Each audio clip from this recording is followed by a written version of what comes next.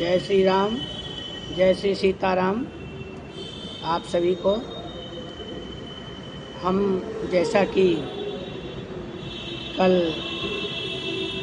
धर्मशास्त्र प्रकरण प्रथम भाग को मैंने बोला था, अभी ये धर्मशास्त्र प्रकरण जो है, धर्म प्रकरण विभिन्न स्मृतियों के वचन जो हैं उनके अनुसार कई भागों में चलेगा। आज आते हैं अध्याय 4 और कल 1, 2, 3 अध्याय के बोले थे। आज अध्याय 4 में बोल रहे हैं। इसमें याज्ञवल्क्य स्मृति और व्यास स्मृति दोनों हैं। याज्ञवल्क्य स्मृति का अध्याय पहले का 7वां श्लोक, वेद धर्मशास्त्र और सज्जनों का आचार, आत्मसंतुष्टि और अच्छे संकल्प से उत्पन्न कामना, ये धर्म के मूल कहे गए हैं। व्यास स्मृति के अनुसार एक अध्याय, पहले अध्याय का 4था श्लोक, जहाँ श्रुति स्मृति और पुराण का परस्पर विरोध देख पड़ता है, वहाँ श्रुति का वचन प्रमाण होता है, और जहाँ स्मृति और पुराण में परस्पर विरोध देखा जाए, वहाँ स्मृति का कथन बलवान होता है। अधार्मिको नरो हि यस्य चाप्य नृतम धनम हिंसारतश्च यो नित्यम नेहासौ सुखमेधते न सीदन्नपि धर्मेण मनोधर्मे निवेशयेत् अधार्मिकानां पापानां आशु पश्यन् विपर्ययम्। जो मनुष्य शास्त्र विरुद्ध कर्म करने वाला है, जो असत्य उद्योग से धन उपार्जन करता है और जो सदा हिंसा करने में रत रहता है, वो इस लोक में सुख नहीं पाता।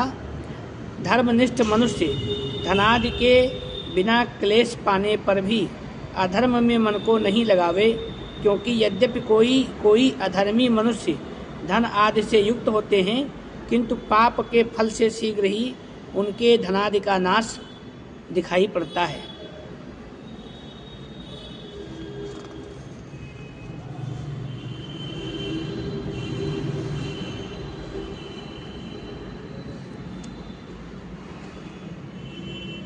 ना धर्मश्चरितो लोके सद्यः फलति गौरिव शनैरावर्तमानस्तु कर्तमूलानि कृन्तति।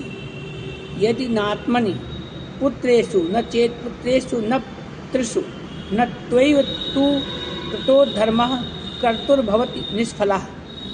अधर्मेणैधते तावत् ततो भद्राणि पश्यति ततः सम्पत्नान् जयति समूलस्तु विनश्यति। जैसे भूमि में बीज बोने पर उसी समय उससे फल उत्पन्न नहीं होता, समय पाकर होता है, वैसे ही अधर्म करने से समय पर वो उस अधर्मी को मूल सहित नाश कर देता है। यदि अधर्म का फल अधर्मी को नहीं मिलता है तो उसके पुत्रों अथवा पौत्रों को अवश्य मिलता है। किया हुआ अधर्म निष्फल नहीं होता है। अधर्म करने वाला अधर्म के फल पाने से पहले बढ़ता है, धनादि से युक्त होता है और शत्रुओं को जीतता है, किंतु अंत में मूल सहित उसका नाश हो जाता है। जैसे रावण। धर्म शनै संचिन्नुयात् वाल्मीकिमिव पुक्तिकाः परलोक सहायार्थं सर्वभूतानि पीडनम्। नामुत्र ही सहायार्थम पिता माता च तिष्ठतः न पुत्रदारा न ज्ञातिर्धर्मस्तिष्ठत केवलः। एकः प्रजायते जन्तुरेक एव प्रलीयते एकोनु भुङ्क्ते सुकृत मेक एव च दुष्कृतम्।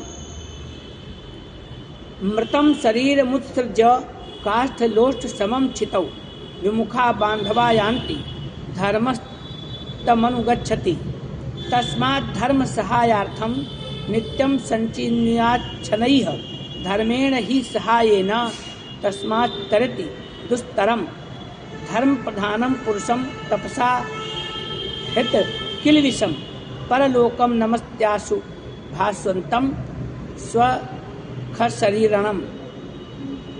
जैसे दीमक धीरे धीरे वाल्मीकि को बढ़ाते हैं, वैसे ही परलोक की सहायता के लिए किसी जीव को दुख नहीं देकर शनै शनै धर्म संचय करे।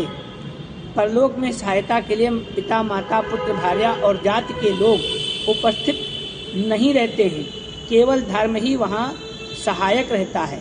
प्राणी अकेला ही जन्मता है, अकेला ही मरता है और अकेला ही अपने पुण्य का पाप का फल भोगता है।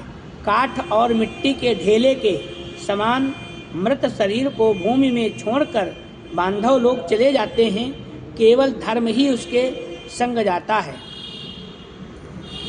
धर्म की सहायता से कठिन नरकों में भी निस्तार मिलता है, सहायता मिलती है। इस कारण से परलोक के सहायता के लिए प्रतिदिन थोड़ा थोड़ा धर्म संचित करना चाहिए। जिस धर्मिष्ठ मनुष्य के पाप तप बल से नष्ट हो जाते हैं हुए हैं, वो मरने पर धर्म के सहारे प्रकाशमान शरीर धारण करके शीघ्र ही स्वर्ग आदि लोकों में परलोक में पहुंचता है। अब आते हैं अध्याय 8 में। इसमें अध्याय 8 में पाराशर स्मृति और अन्य स्मृतियों का लिया गया है।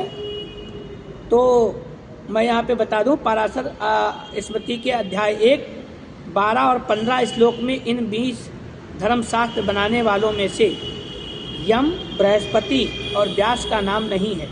इनके स्थान पर कश्यप, गर्ग और प्राचेतस का नाम है।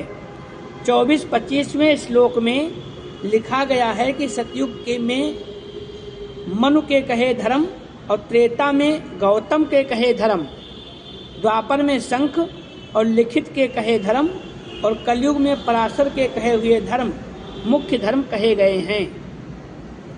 यह वाक्य गौड़ प्रतीत होता है, कारण कि इसका प्रयोग बहुत न्यून है और प्रधान 20 स्मृतियों में से 19 स्मृतियों तथा इनसे भिन्न जितनी स्मृतियाँ प्राप्त हुई हैं, उनमें से किसी जगह नहीं लिखा है कि किसी स्मृति में कहे हुए धर्म किसी एक युग के लिए प्रधान है। और थोड़ी सी बातों को छोड़कर पाराशर स्मृति की सब बातें मनु, गौतम आदि की स्मृतियों में भी लिखी हुई हैं। समानांतर वही चीजें हैं, कोई भेद नहीं है। तो धर्म एव हतो हन्ति धर्मो रक्षति रक्षिता, बहुत प्रसिद्ध वाक्य है। सभी जगह इसको लोग अपना मूल ध्येय वाक्य भी बनाते हैं और इसको जो है जगह जगह पे लिखा मिलता है, धर्मो रक्षति रक्षिता। तो ये श्लोक संपूर्ण इस प्रकार से है, धर्म एव हतो हन्ति धर्मो रक्षति रक्षिता तस्मात् धर्मो न हन्तव्यो मानो धर्मो हतो वधीत्। ब्रखो ही भगवान धर्मस्तस्य यः कुरुते लयम ब्रखलम तम विदुर्देवास् तस्मात् धर्म न लोपयेत्। एक एव सुहृद धर्मो निधनेप्य नुयात् यः शरीरेण समम नाशम सर्वमन्यद्धि गच्छति। जो मनुष्य धर्म को नष्ट करना चाहता है वो धर्म द्वारा आप ही नष्ट हो जाता है। धर्म की रक्षा करने वाले की धर्म रक्षा करता है, इसलिए धर्म का अतिक्रमण नहीं करना चाहिए। ऐसा करो जिसमें अतिक्रम किया हुआ धर्म हम लोगों को नष्ट ना करे। भगवान धर्म कामनाओं की वर्षा करने वाला कहता है। जो मनुष्य धर्म का निवारण करता है उसको देवता लोग ब्रखल कहते हैं। इसलिए धर्म लोप करना उचित नहीं है। एक धर्म ही प्राणियों का मित्र है। मरने के पश्चात धर्म ही साथ में जाता है। शरीर के नाश होने पर सब लोग अलग अलग हो जाते हैं। अब आते हैं कि इसमें याज्ञवल्क्य के स्मृति का पहले अध्याय का 4 और 5वां श्लोक।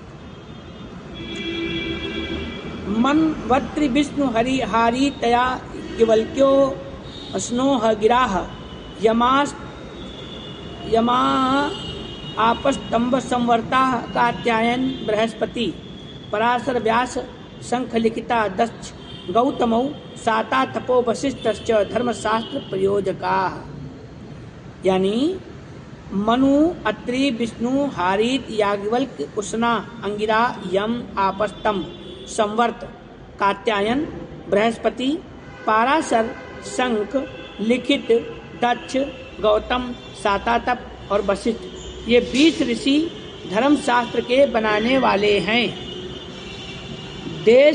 देशे काल उपायेन द्रव्यम श्रद्धा समन्वितम पात्रे प्रतीयते यत्तत् सकलम धर्म लक्षणम इज्जाचार दमाहिंसाम दानम स्वाध्याय कर्म च अयंतु परमो धर्मो यद्योगितात्म दर्शनम अहिंसा सत्यस्तेयम शौच इंद्रिय निग्रह दानम दया दमः शांति सर्वेषां धर्म साधनम। जो द्रव्य पवित्र देश और पुण्य समय में शास्त्रोक्त विधि से सत्पात्र को श्रद्धा पूर्वक दिया जाता है वो इसी प्रकार के ज्ञातिक कर्म धर्म के लक्षण हैं। यज्ञ, आचार, इंद्रियों का दमन, अहिंसा, दान और वेदाध्ययन। इन सबसे बड़ा धर्म योग द्वारा आत्मा का दर्शन है। आत्मा का दर्शन कराता है, हिंसा नहीं कराता। सत्य बोलना, चोरी नहीं करना, पवित्र रहना, इंद्रियों को वश में रखना, दान देना, सब पर दया करना, मन का संयम रखना और क्षमा करना, ये ब्राह्मण से चांडाल तक सब मनुष्यों के धर्म साधन हैं। व्यास स्मृति में चौथे अध्याय में आया है, चौथे अध्याय का 19वां श्लोक और 25वें श्लोक में आश्वास्तानि गात्राणि विभवो नैव शाश्वतः नित्यं सन्निहितो मृत्यु कर्तव्यो धर्म संग्रहः प्राणनाशस्तु कर्तव्यो यः कृतार्थो न सो मृतः अकृतार्थास्तु यो मृत्युम प्राप्तः खरसमो हि सः।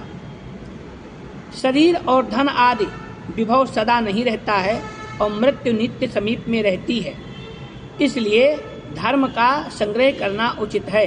एक दिन अवश्य मरना होगा, परंतु कृतार्थ किया हुआ धर्म मनुष्य धर्म के द्वारा धर्मिष्ठ व्यक्ति अमर हो जाता है, मरता नहीं, अर्थात उसका नाम जीता रहता है, नाम उसका अमर हो जाता है। जो अकृतार्थ अधर्मी मनुष्य मरता है वो गधे के समान होता है।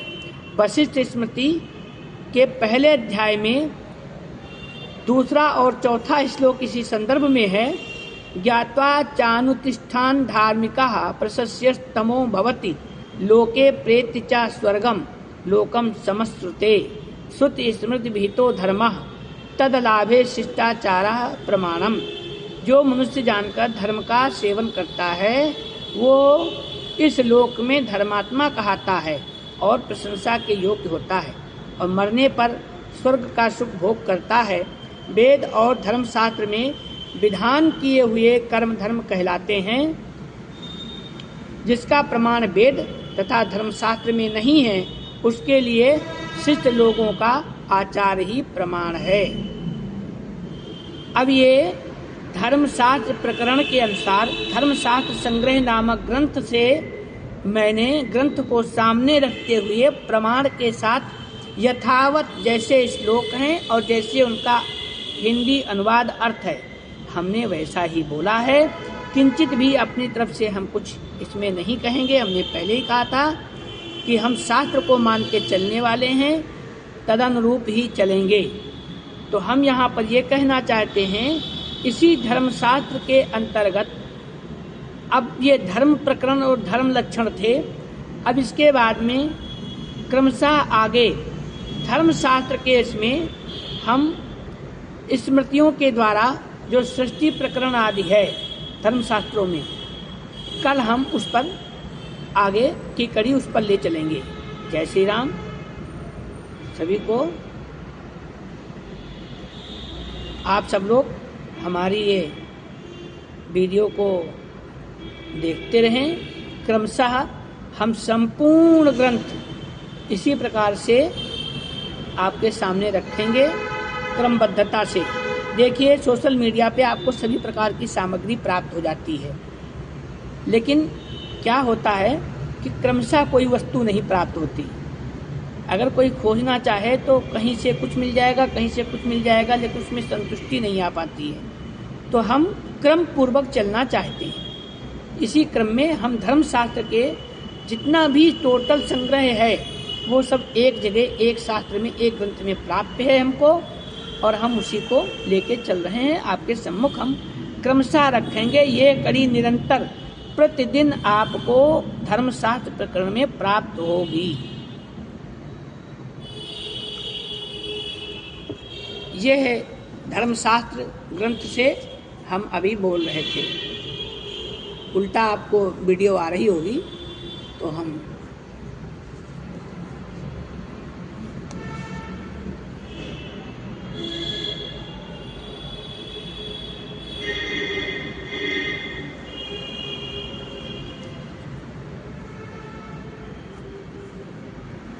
धर्मशास्त्र संग्रह